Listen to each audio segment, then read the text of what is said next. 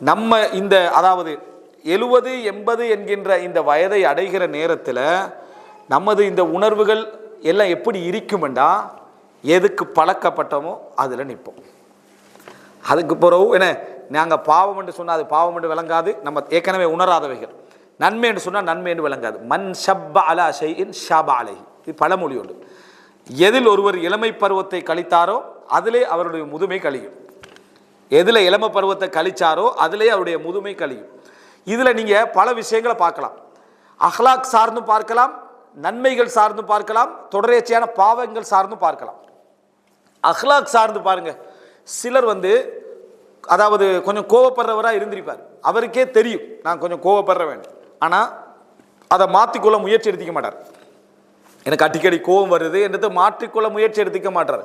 முயற்சி எடுக்காதவர்கள் 50 வயது 60 வயது தாண்டுற சந்தர்ப்பத்தில் அது அவருக்கு லொக்காகிடும். விளங்கிட்டா?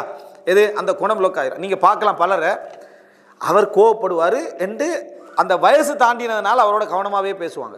என்ன காரணம்? அவருக்கு மூளை இல்லையா, அவருக்கு அறிவு இல்லையா, அவருக்கு விளக்கம் இல்லாட இல்லை, அவர் முடிஞ்சுது வயசு என்ன முடிஞ்சுது, அப்படியே உசுரோட தான் நிற்கிறாரு, படித்தவராக தான் நிற்கிறாரு. ஏன் நாம் அவர்கிட்ட பேசுகிறத தவிர்த்துட்டோம்? இனி வேலை செய்யாது, இனி என்ன செய்யாது, வேலை செய்யாது, உபதேசம் வேலை செய்யாது, மற்ற விஷயங்கள் வேலை எதுவுமே வேலை செய்யுது. இவ்வளோ டேஞ்சரான ஒரு இடம் பாவிகளுக்கு அது. அவருடைய அஹ்லாக், கோபம் என்ற அஹ்லாக் அதோட லொக்காயிரும். சிலர் எப்படின்னா தன்னையை முற்படுத்துவதிலேயே பழகியிருப்பாங்க. சின்ன வயசில் எதா இருந்தாலும் தன்னை முற்படுத்திக் கொள்வதில் ஒரு ஈடுபாடு இருந்திருக்கும். இந்த ஈடுபாட்டை பண்ணி குறைகளை உணர்வதற்கான வயது 40 50க்குள்ளே உணர்த்தப்பட்டா, விளக்கம் கொடுத்தா திரும்பிக் கொள்றதுக்கான வாய்ப்புகள் அதிகம்.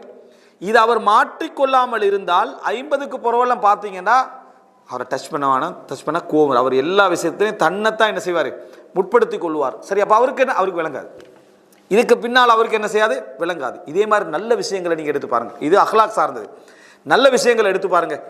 சிலர் தஹஜ்ஜத் தொழுது பழகிப்பாங்க, வித்ர் தொழுது பழகிப்பாங்க, நோன்பு திங்கள் வியாழன் நோன்பு பிடிச்சி பழகிப்பாங்க, ஜமாத்துக்கே போய் பழகிப்பாங்க. அவங்களால அந்த நேரங்களை தாங்க முடியாமல் இருந்திக்கும். அந்த நிமிடங்கள் அவங்களால தாங்க முடியாது. அதிலே பழகிட்டாங்கன்னா உமர் இப்னு கத்தாப் வரலாற்றை என்ன படிக்கிறோம், எவ்வளோ கொடுத்தும் அவர் முழிக்கலை. அவருக்கு எவ்வளோ ஜம்சம் கொடுத்து அவர் முழிக்கலை. ஆனால் அதான் சலாண்ட உடனே அவர் என்ன செஞ்சார், முழிச்சார். சஹாபாக்கள் என்ன சொல்கிறாங்கன்னா, தொழுகை போல் அவரை நம்ம தூக்கத்துலேருந்து எழுப்ப வேறு அவருடைய அந்த பழைய நிலை கொண்டு வர வேறு எந்த வழியும் இல்லை. சலான்னு சொல்லுங்கன்னு கண் என்ன செய்கிறார், முழிக்கிறார். எப்படி முழிச்சாருண்டா, அவருடைய சிந்தனையாலேயோ எதாலேயோ இல்லை, அவருக்கு ஏற்கனவே அவர் பழகிய பழக்கம் அவரை எழுப்பண்ணிச்சு. ஒரு சகோதரர் சொல்கிறாரு, சுகையினமாக அவருடைய உறவுக்காரர் ஒருவர் இருக்கிறார். மௌத்தாவுக்கு 3 நாளைக்கு முன்னால் அவரால் பேசுறதுக்கெல்லாம் முடியாது, சாதாரணமாக இருக்கிறாரு. ஆனால் ஃபஜ்ருடைய அதான் சவுண்டு கேட்குது, அழுகிறார். ஃபஜ்ருடைய அதான் சத்தம் அவருக்கு கேட்குது, அவர் கண்ணால் கண்ணீர் வடிக்கிறார். எதனால்? ஜமாத்துக்கே தொடர்ந்து போய் பழகின ஒரு மனிதர், அவரால் அதை என்ன செய்ய முடியலை, தாங்க முடியவில்லை. ஃபஜ்ருடைய அதான் கேட்டதோடு அழுதார். அவர் விளக்கத்திலேயோ சட்ட அடிப்படையில் அழல, நாடி நரம்பு எல்லாத்துலேயும் எது கலந்து போய்க்குது, இந்த இபாதத் அவர்கிட்ட கலந்து போய்க்கு அவர் வளமைப்படுத்தி பழகிவிட்டார். அதான் கேட்டோடனே கண்ணீர் போகுது. பக்கத்தில் உள்ளவர்களுக்கு தான் தெரியும் இவர் அழுது எதற்காக, ஃபஜ்ருக்காக என்ன செய்து அழுதாரு. இதை நினைச்சோ, எதை, இந்த தான் பிரிய போகிறேன், தான் இது அதாவது இந்த நோயில் இருக்கிற இதை நினைத்து அவர் என்ன செய்யலை, அவர் அளவில்லை. அந்த அதானுடைய சத்தம் அவரை என்ன செய்து அளவிக்குது. காரணம், அவர் இளம் வயது காலத்தில் இருந்து அவரை கண்டவர்கள்லாம் சொல்லுவாங்க, ஒரு ஜமாத் 5 நேரம் ஜமாத்தில் என்ன செய்வார், அவர் இருப்பார். அப்போ ரசூலுல்லாஹி ஸல்லல்லாஹு அலைஹி வஸல்லம் அவர்கள் 2 தோழர்களுக்கு மத்தியில் தோளில் கை வச்சு காலால் இழுபட்டு செல்லக்கூடிய அளவில் பள்ளிக்கு போனாங்களா இல்லையா? அது என்ன காரணம், பழக்கப்பட்டது. விளங்கிட்டா? ஜுபிலா அலை. அப்போ இந்த பழக்கம் நல்லதின் மீது வர சிலரை பார்க்கலாம், ஒரே டாப்பிக்கில் இருப்பாங்க. அவங்க 60 70 வயசாகின போகிறோம், நல்லதுலேயும் கெட்டதுலேயும் மாற மாட்டான். நீங்கள் உங்களுக்கு தெரியும், சிலரோட உட்காந்து பார்த்தீங்கன்னா அவங்க எந்த பக்கத்தில் 60 வயசு தாண்டிட்டாங்கன்னா எந்த பக்கத்தால் போனாலும் அந்த குறிப்பிட்ட தலைப்புக்குள்ள வந்துடுவாங்க. அது எதை பற்றி பேசினாலும் சரி, நீங்கள் உலகத்தில் உள்ள எந்த தலைப்பை நீங்கள் எடுத்தாலும் அவர் எங்கேயாவது நம்ம பயத்தில் தான் உட்காந்துருப்போம். இவருக்கு எங்கே லிங்க் கிடைச்சாலும் இந்த தலைப்புக்குள்ள என்ன செஞ்சிருவார், வந்துருவார் அப்படின்னு. ஏன்னா அவர் வயசாகிட்டு அவருக்கு, அவர் அதில் தான் இன்ட்ரெஸ்டட். இது நல்லதாக இருந்தால் நல்லது, கெட்டதாக இருந்தால் கெட்டது. சிலர் குர்ஆன் மதரசாக்கள், மக்களுக்கு சேவை செய்கிறது, இதில் எழுந்திருப்பாங்க. அவங்களோட பேச்செல்லாம் இப்போ டச் பண்ணாலும் நாங்கள் அந்த வயசில் என்ன செஞ்சுருப்போம், இப்படி தான் மக்களுக்கு அதை செஞ்சோம், இது செஞ்சோம், சேவை செஞ்சோம், குர்ஆன் எல்லாம் ஓதி கொடுத்தோம், இப்படியே இருப்போம். நம்ம நினைப்போம் அவர் முகஸ்துதிக்கு என்ன செய்கிறாரு, பேசிக்கிட்டு. சில பொழுது முகஸ்துதியாகவும் இருக்கலும் அவர்கிட்ட அந்த பழக்கம் இருந்திருந்தா. பெரும்பாலும் அது அப்படி அல்ல. பெரும்பாலும் என்னென்னா அவர் அதில் தான் ஈடுபட்டு பழகினதுனால அந்த மாதிரி நபர்கள் யாராவது வந்து சந்தோஷமாக பேசுவாங்க, கூப்பிட்டு அனுப்புவாங்க. அவர் வந்திக்கிறார், அவரை வர சொல்லு. இந்த விளக்கம் இல்லாத என்ன பண்ண, எதுக்கு வர சொல்கிறாரு, ஏதாவது தவாக்கு ஹெல்ப் பண்ண போகிறார் போலைக்கு, அதுக்கு போகிறார் போலைக்குன்னு விளக்கம் இல்லாமல் எதுக்கும். அவர் அதுக்கல்ல, தன்னோட ரிலேட்டடான ஒரு ஆள் வந்திக்கிறார், அவர்கிட்ட தான் இதை என்ன செய்யலாம், பேசலாம் என்று நினைச்சு அவரை கூப்பிடுவாங்க. நம்ம விளக்கம் இல்லாதனால நம்ம என்ன சொல்லிடுவோம்டா, இவருக்கு வேலை இந்த கதையை பேசுறதா நம்ம போயிடுவோம். நம்ம சபர் செய்யணும் அதில். ஏன்னா அவர் பழகினது அதில்.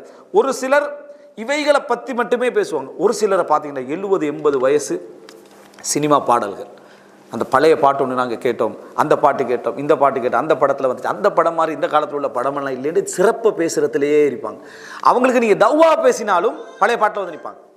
நீங்கள் இதைத்தான் வந்து அவன் சொல்லிக்கிறான், ஒரு கதாநாயகன் பேரை சொல்லி, ஒரு நடிகர் பேரை சொல்லி அவன் சொல்லிக்கிறான். இல்லை குரானா நீங்கள் இறுதி காலத்தில் இது பேசக்கூடாது, இதுவும் ஒன்று தானேம்மா, எல்லாம் பொது கருத்து தான் எல்லாம் அப்படின்ட்டு அதையே நியாயப்படுத்துவாங்க. அவங்களால சினிமாலேருந்து வெளியே வர இயலாது. சிலர் கிரிக்கெட், ஃபுட்பால், அது இதுன்னு அதிலே இருந்திருப்பாங்க. அது பாவம் இல்லாது விட்டாலும் உன்னுடைய இறுதி காலத்தில் அது மிகைக்கக்கூடிய லெவலுக்கு நீ என்ன செஞ்சிருக்கக்கூடாது, அவைகளில் வந்திருக்கக்கூடாது. உன்னை நேரங்கள் வீணாகிற அந்த அளவுக்கு வந்திருக்கக்கூடாது. சில மனிதர்கள் இருக்காங்க, சும்மா உட்கார்ந்தாலும் சரி சுபஹானல்லாஹ் சுபஹானல்லாஹ் அல்ஹம்துலில்லாஹ் அல்லாஹ் அக்பர் வார்த்தை வந்துகண்டே இருக்கும்.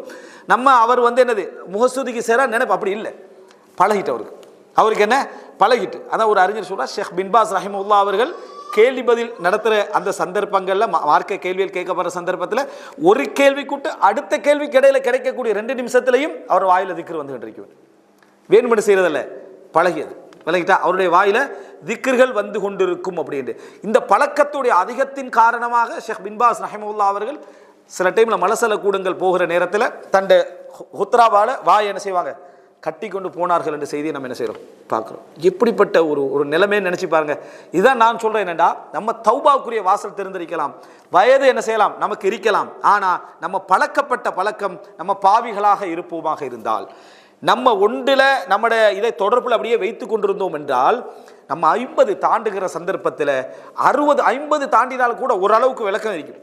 60 தாண்டி கொண்டு போகிற சந்தர்ப்பத்தில் அது அப்படியே லொக்காகி அப்படி என்ன செஞ்சிடும், அதில் நின்ற பின்னால் நம்ம என்ன உபதேசம் பண்ணாலும், என்ன அட்வைஸ் பண்ணாலும், எது சொன்னாலும் வராது. நம்ம எங்களுடைய தாய்மார்களை நம்ம நிறைய கண்டிக்கிறோம், சரியா? அவங்களெல்லாம் அவருடைய பழக்க வழக்கங்களை விடாமல் இருந்த சில முக்கியமான நல்ல பழக்கங்களை பாருங்கள். நோன்பு பிடிக்கிறது, தஹஜ்ஜுத் வித்ரு, நேரத்தோடு எழும்புறது, குர்ஆன் ஓதுறது, நல்ல விஷயங்களை சொல்றது, அல்லாஹ்வை ஞாபகப்படுத்திக் கொள்வது என்றது அவங்களுடைய வளமையில் இருந்திருக்கும். அல்லாஹ் அவங்களோட பாவங்களை மன்னிக்கணும், அவங்களுக்கு தெரியாத சில மார்க்க சட்டங்களை, சில விதத்துகளை அவங்க செஞ்சிருக்கலாம். ஆனால் அவங்களுடைய நியத்தால் அவங்க என்ன செஞ்சாங்க, எங்கேயோ இருந்தாங்கிறத பார்க்குறோம். அப்போ பழக்க வழக்கம் இன்றைக்கும் நல்ல மக்கள் இருக்கிறாங்க, நல்ல மக்கள் இந்த சமுதாயத்தை இன்றைக்கு இல்லாமல் போக மாட்டாங்க. ஆனால் எங்கள்கிட்ட இருக்குதா என்று கேட்கறதுக்கு இது மிக முக்கியமானது. எனவே மூணாவது நம்ம புரிந்து கொள்ள வேண்டிய விஷயம், நம்ம எதுக்கு பழக்கப்படுகிறோமோ அந்த பழக்கம் எங்களை என்ன செய்யும் என்றால், குறிப்பிட்ட வயதுக்கு பின்னால நம்மளை நிறுத்திவிடும். நம்மளை என்ன செய்துவிடும், நிறுத்திவிடும். அந்த நிறுத்தலுக்கு பின்னால எங்களுக்கு தௌபாவும் வராது, எங்களுக்கு எதுவும் வராது. பலர் அதை பேசுவாங்க. நான் பாவம் செஞ்சில்லைன்னு பேசக்கூடிய முதியோர்கள் இருக்கிறான். நான் பாவம் எதுவும் நான் செஞ்சதில்லை, அல்ஹம்துலில்லாஹ் நான் அந்த காலத்தையும் நல்லா தான் இருந்திருக்கிறேன். அவங்களுக்கு பாவம் என்னன்னு தெரியாத லெவலுக்கு அவனோட மைண்ட் என்ன செஞ்சிருக்கும், போயிருக்கும் இடத்துல நம்ம என்ன செய்யறோம் பார்க்கிறோம். எனவே இது மிக முக்கியமான ஒரு அம்சம். நம்ம எதில் பழக்கப்படுகிறோம், எம்மை சூழ எது இருக்கிறது என்றதை பொறுத்து எமது நிலைமைகள் என்ன செய்யும், மாறிக்கொண்டிருக்கும்.